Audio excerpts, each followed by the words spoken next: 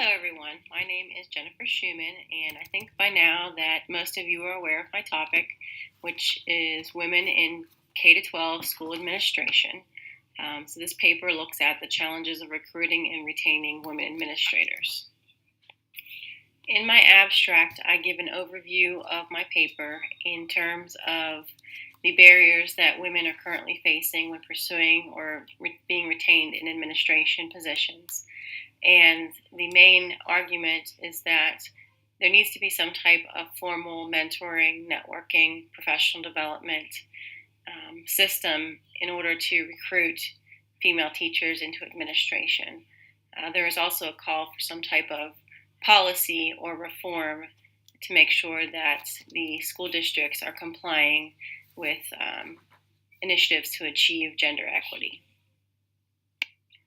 In my introduction, we go a little bit back into history. If you think about the one-room schoolhouse or education when in the early days, the women were not only in charge of teaching, but they were also in charge of running the school. And if you fast forward a little bit to World War II, you know that the women took over the males' factory jobs when they went to war in order to keep the industries running. So this paper takes a look at the current conditions, which are that women are holding the majority of teaching positions, yet they are very much in the minority for administrative positions. And why that is a problem is because the administrators are the ones that manage day-to-day operations, select staff that have an influence on the children, also curricular initiatives, professional development or training, and then moving up to the board level, you have board policy, and then you have the community and professional connections with businesses or organizations in the district. So if the women are not at these leadership positions at that top level, they do not have a voice as to what happens at all these different initiatives. Also, the paper is calling for some type of formal, structured professional development, mentoring, or networking, and even a call for policy reform to make sure that schools are being held accountable in their initiatives for gender equity. One of the arguments that came up in my research is that women are increasing their number of positions in administration. So why is this a concern?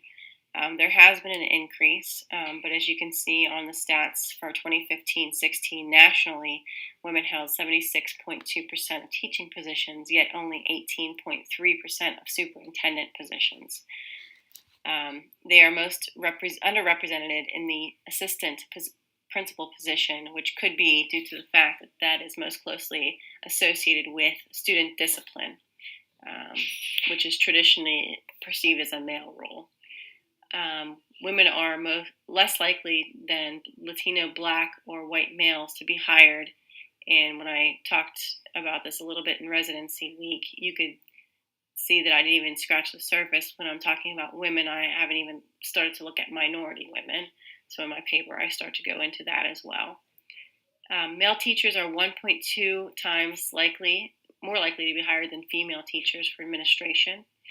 And in the research, sexism and gender bias are still present in the school system, and that's coming straight from qualitative accounts from women administrators, specifically superintendents in the hiring process.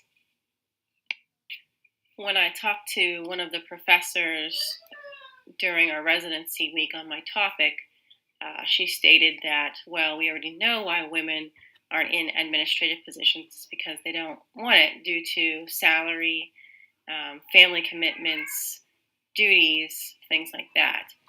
So I did a little bit more research on that, and what I found is that is true. Is we do have several studies looking at reasons women aren't pursuing administrative positions. But on the flip side of that, we have research that shows that women not only want administrative positions, but they are actively planning for positions through their education, pursuit of degrees and certification, and also their family planning. And what I mean by that is they're either waiting till their kids are of a certain age, or they're not having children, or they're waiting for the right time in their lives to pursue these positions based on what they know what they perceive as the roles and responsibilities.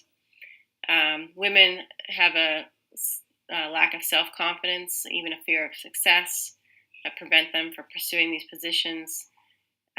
They do not fully recognize the importance of networking, which men, have a higher understanding of that. And even if they did want to participate, there are circumstances where they cannot due to family commitments.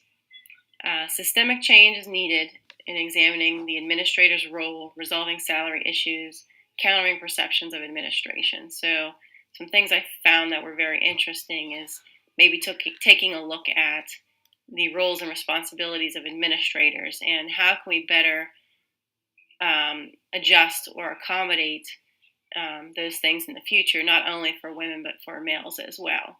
So making the positions a little more convenient to everyday life. Something we also looked at in my paper was e-mentoring, which with the advent of technology, social networking, this could be something that helps women who cannot, perhaps go to after school events or networking on the weekends or anything like that. So e-mentoring could be a way to find a level of support and talk to people.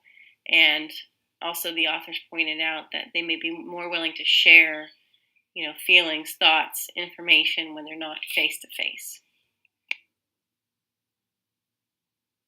The final counter argument is that males may be more suited for administrative positions because they're dealing with the business aspects, the managerial aspects, of course, the education and politics or political aspects of the job.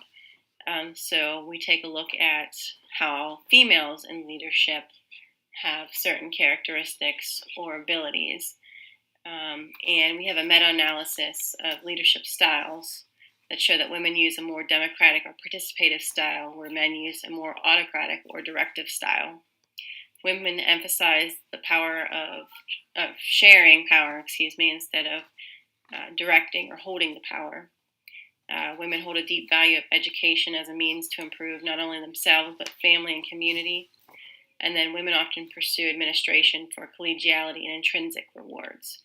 So taking a look at what females can bring to the table in terms of leadership styles, and also in terms of their expertise in the curriculum and teaching strategies, since they are, again, dominantly the female teaching staff.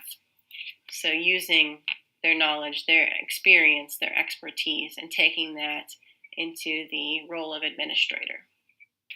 With most of the research that I found during the counter arguments, the authors are starting to build suggestions, recommendations, even somewhat directives in terms of how to improve the rate of women in education administration. So at the current rates that we're at, like I said, even though it is increasing, it would still take women 30 years to achieve gender equity in terms of numbers in public school administration. Women are still being held back in a series of horizontal career moves and invisible netting. So Ridgway argues that where men have more of a vertical trajectory of career moves, women are kind of moving back and forth horizontally. So they're taking different positions, but not ones that necessarily lead to the superintendent's desk.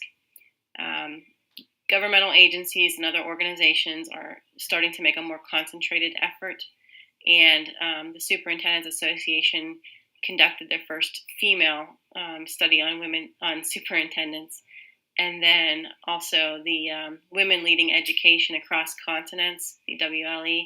They're starting to have global conferences or meetups where they're focusing on women in education across the globe.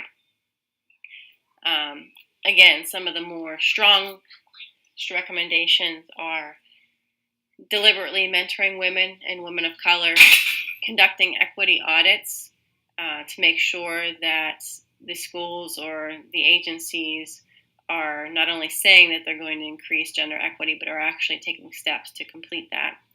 Directing pre-service women towards leadership and making gender equity institutionalized in schools.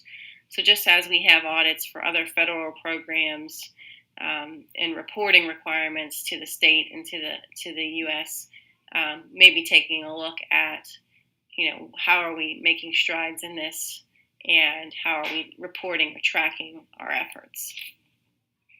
I hope you enjoyed my PowerPoint presentation as just a glimpse of what I'm looking at for my dissertation topic. I would welcome any suggestions or feedback. You can email me or put it in the comments in our discussion board. Thank you very much. Bye-bye.